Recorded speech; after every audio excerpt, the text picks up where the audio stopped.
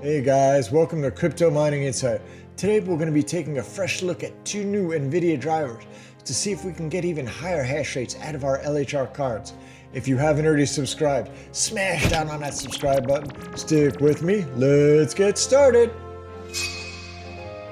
A few weeks ago, we've identified an NVIDIA driver that worked especially well for LHR card mining. We were able to get it on an average of a 2 to 3 mega hash higher on these LHR cards than we had previously seen. It was very stable and we were getting great efficiency. We even made a separate video about it. I've received so much comments, so much input and guidance from you all, and I thank you so much for that because it helped us narrow in on an even newer driver. That's right, an even later version of the NVIDIA driver that's performing fantastic on LHR cards, giving me my highest hash rates yet and stability for NBMiner as well as T-Rex. So stay tuned and let me share the latest NVIDIA driver I'm now using to get my highest hash rates ever.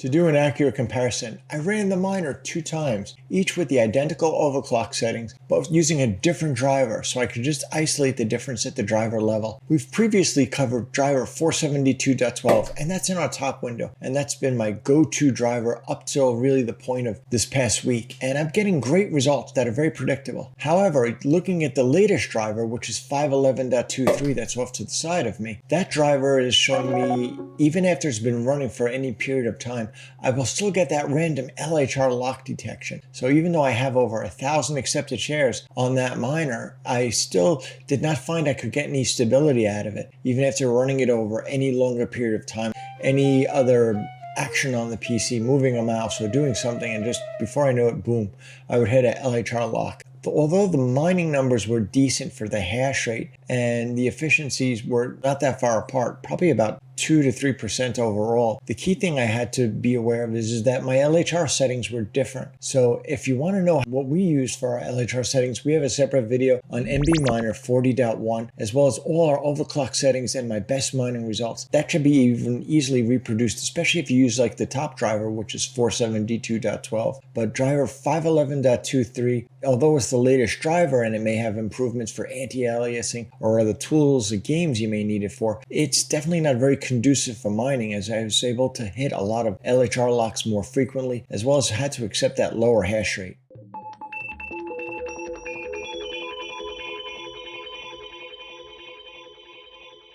Taking a look at the TREXMINER 24.8, we have 2 miners up, and in the top window we have it running NVIDIA Driver 472.12, and off to my side you have the latest NVIDIA Driver 511.23, and this is the version that's the latest on the NVIDIA site at the time of this recording. The differences I'm getting is smaller than I was seeing with NBMiner. I'm seeing about a 1 to 2% reduction in hash rate using the latest 511.23, which is promising compared to the results I was seeing earlier with the NBMiner, which was definitely seeing a lower reduction as well as a more spontaneous LHR locks being detected. But it's a decent driver for T-Rex. It's not, the best, which we're going to be getting into, but it's definitely a step forward. However, if you have to use this driver, maybe you also have the new 12 gigabyte 3080 card that requires it. This may be a driver you may have to use, but the mining results were pretty good. I'm able to get, a lot of times I'm seeing 89 is probably the low, all the way up to like 91 and sometimes even 92 mega hash on my RTX 3080 Ti. The key differences, as I know, is that although these are using the identical overclock settings, and we have a video for that on how we do our T-Rex 24.8, as well as all our overclocking, as well as LHR settings.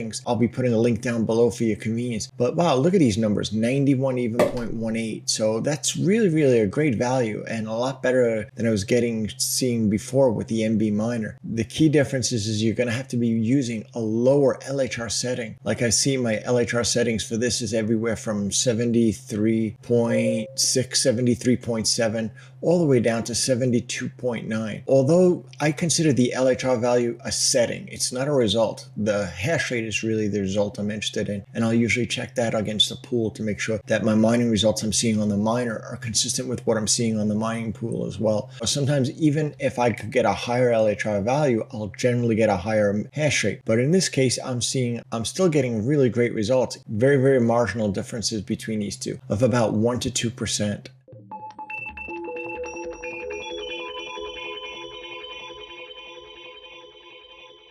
Now taking a look at NBMiner 40.1 again, comparing driver 472.12 up top versus driver 496.49, which is definitely newer than 472.12. I got great results from it, and I would say that they're probably almost identical, the results I'm getting between these two different drivers. I was able to get 88 to 89 mega hash out of my 3080 Ti using both drivers, and the efficiency was the same as well. I found the stability as well as consistency of the hash rate overall was definitely a big improvement over the previous driver we tested, which was the latest 511 driver.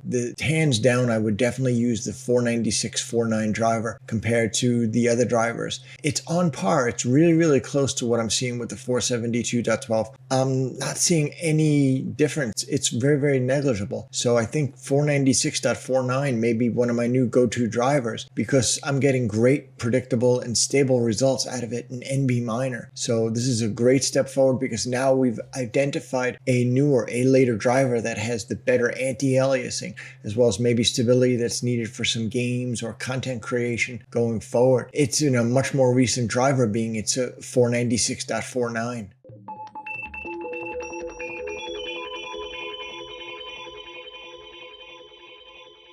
Looking at the TREXMINER once again with driver 472.12 up top, except this time we put the later driver 496.49 beneath it. I've gotten great results out of it. I was just hitting some just really ballpark high numbers. I was seeing very similar hash rate between both drivers, as well as I was seeing the same efficiency and stability. Once again, it looks like the 496.49 is a great driver, especially if you need to have some of the newer features, whether it be for anti-aliasing, game, content creation, or some of the newer improvements that's provided with these later versions of the NBMiner driver. So it seems like we've successfully identified a driver that we can use across on both miners, NBMiner as well as TREXMINER 496.49. It seems like it's going to be my new go-to, especially because if I want to play games or take advantage of some of the other features of my graphic cards, at least I'll have that ability, being that it's a much newer driver than the previous 472.12. I wanted to see how far I could push this driver.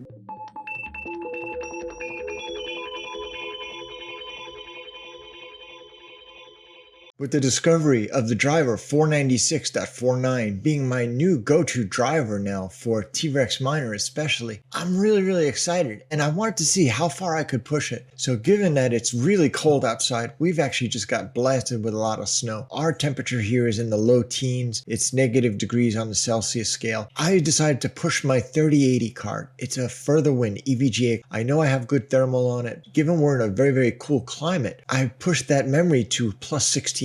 Normally I'd run that card plus 1300, maybe plus 1400, as I've shown in my videos before, but I wanted to see how far I could push it, how much I could get away with. Just running it at a plus 1600 memory overclock, I'm getting 93, 94, 92 megahash. These are just great numbers. And the best part is I'm seeing that it's only running, the temperature is only 76 degrees Celsius, 76, 78 degrees Celsius. So I'm getting great mining results out of it, but this card is running really cool. Maybe if you have a place where you can keep your cards that'll keep them in a cooler climate, it may help out with some of the temperature issues that you may be having. But I'm able to find by dialing up this memory over 95.81 mega hash on my RTX 3080 Ti. This is the EVGA card. Wow, at 74 degrees Celsius, 95.81. This is an incredible number. This is the highest number I've ever gotten out of this card. Being able to keep it, especially at that cool, into the mid 70s, not even 80 degrees Celsius. This is incredible. So my takeaway too is if you have a cold location to maybe keep your mining rig not too cold, not icy cold. My mining farm is probably running in like low 50 degree Fahrenheit. So it's pretty chilly. If you walk a few feet away from it, the temperature definitely drops down a little bit from there. It's overall, it's really cool, but it seems indicative to support on these higher overclocks for the memory.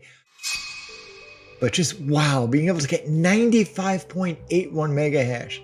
Yes, this is incredible. And it's all using this 496.49 driver. That seems to be the key that's helping me really unlock more hash rate out of these cards. I'm going to be testing it with some other cards, seeing what I could come up with. But again, always be conservative and safe with your cards. I just want to see how far we can really push it. So I think under ideal conditions, we have more headway to make. I'm really looking forward to hopefully we get some new improvements on LHR Unlock from T-Rex or NBMiner in the near future. If you've enjoyed this video, please give me a big thumbs up, smash down on that subscribe button if you haven't already. We welcome all your questions and comments. Please put them down below. Until next time, I'll see you on the next video.